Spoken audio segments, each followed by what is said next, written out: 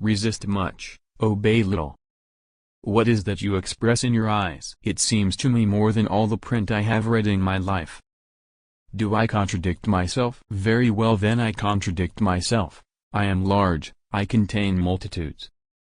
This is what you shall do: love the earth and sun and the animals, despise riches, give alms to every one that asks, stand up for the stupid and crazy, devote your income and labor to others, hate tyrants, argue not concerning God, have patience and indulgence toward the people, take off your hat to nothing known or unknown or to any man or number of men, go freely with powerful uneducated persons and with the young and with the mothers of families, read these leaves in the open air every season of every year of your life, re-examine all you have been told at school or church or in any book, dismiss whatever insults your own soul, and your very flesh shall be a great poem and have the richest fluency not only in its words but in the silent lines of its lips and face and between the lashes of your eyes and in every motion and joint of your body.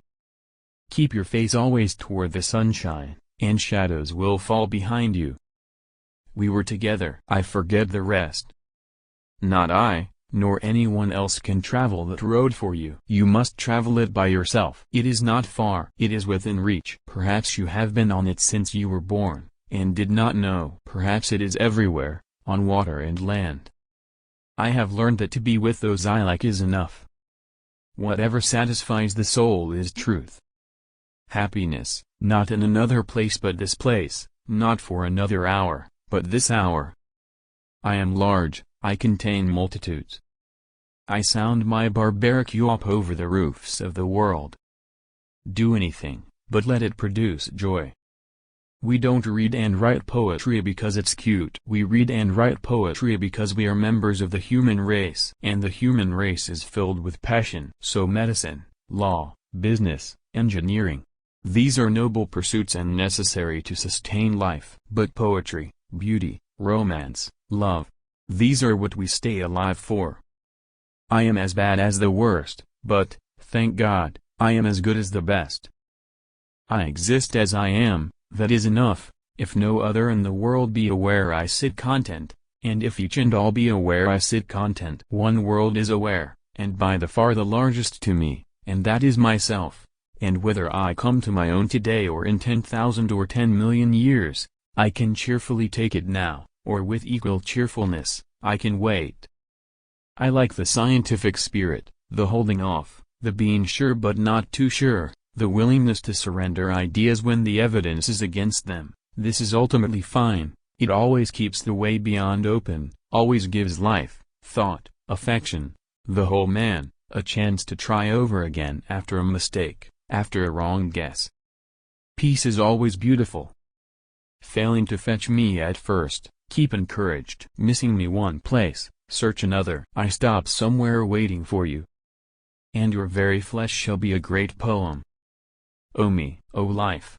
Of the questions of these recurring, of the endless trains of the faithless, of cities filled with the foolish, of myself forever reproaching myself, for who more foolish than I, and who more faithless? Of eyes that vainly crave the light, of the objects mean, of the struggle ever renewed, of the poor results of all, of the plodding and sordid crowds I see around me, of the empty and useless years of the rest, with the rest me intertwined, the question, O me, so sad, recurring, what good amid these, O me, O life? Answer: that you are here, that life exists, and identity, that the powerful play goes on, and you will contribute a verse.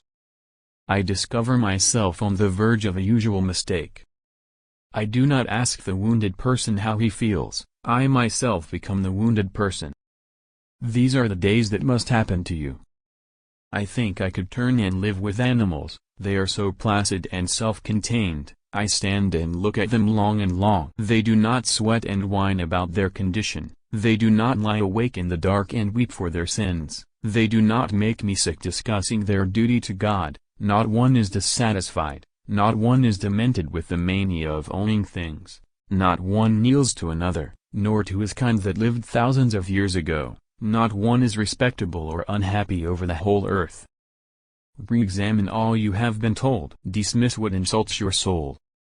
Pointing to another world will never stop vice among us, shedding light over this world can alone help us.